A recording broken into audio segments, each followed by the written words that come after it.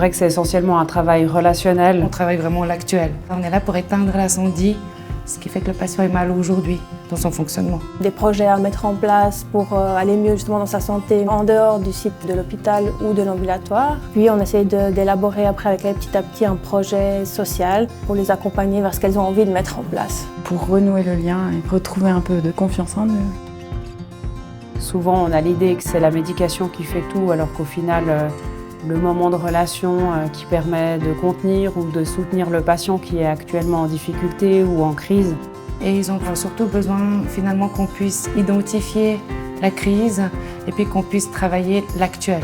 Les patients qui viennent au centre de thérapie brève, ils viennent dans une période de crise passagère. C'est un traitement intensif et bref qu'on propose pour qu'ils puissent finalement poursuivre différemment dans leur vie et dans leur traitement. Alors on travaille essentiellement de manière pluridisciplinaire.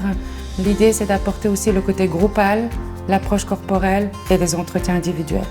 Ce que j'ai à proposer ici, c'est de la matière, du média, de la médiation pour aider les patients des fois à s'exprimer un peu autrement, pour aussi se mettre en route sur des choses qui s'éteignent, sur des moments un peu fragiles pendant une hospitalisation, où on va venir chercher les ressources des patients. Ça peut être par le biais du dessin, de la sculpture, de la poterie, mais ça peut être aussi avec du tricot, de la broderie, de la couture, pour renouer le lien et puis retrouver un peu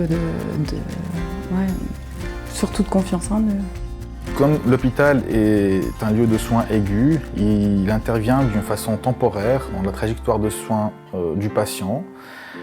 Ça sert à apaiser l'urgence actuelle et puis permettre de mettre en place un suivi ambulatoire pour la suite, afin de permettre au patient de fonctionner au mieux dans son entourage externe. On travaille sur demande du médecin ou de l'équipe thérapeutique.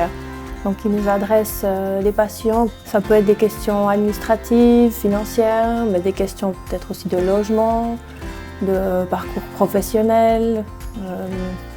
Ça peut aussi être des projets à mettre en place pour aller mieux justement dans sa santé, mais donc à l'extérieur, en dehors du site, que ce soit de l'hôpital ou de l'ambulatoire. C'est vraiment important que tous ces aspects-là font vraiment partie de la vie de la personne, les aspects sociaux, santé, médicaux, etc. À mon avis, le rétablissement passe aussi par le fait de résoudre les questions sociales.